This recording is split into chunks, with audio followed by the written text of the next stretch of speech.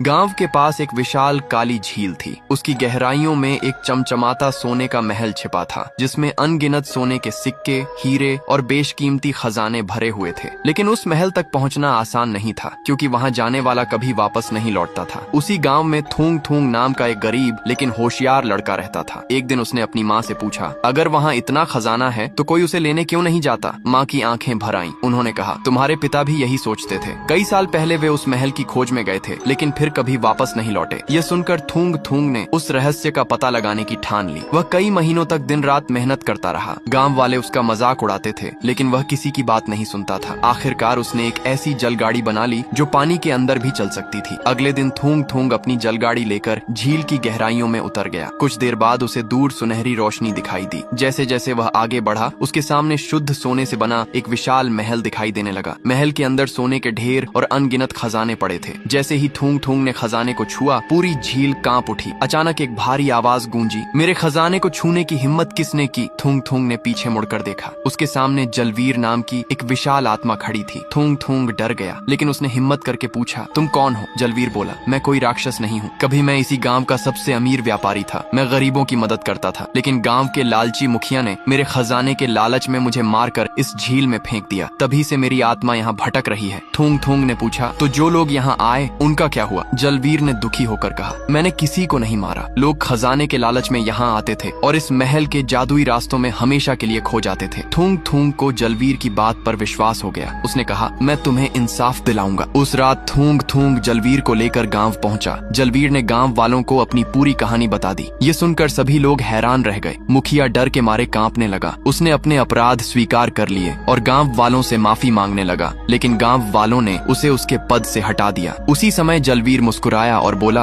आज मुझे इंसाफ मिल गया। इतना कहते ही उसका शरीर सुनहरी रोशनी में बदल गया और वह हमेशा के लिए गायब हो गया।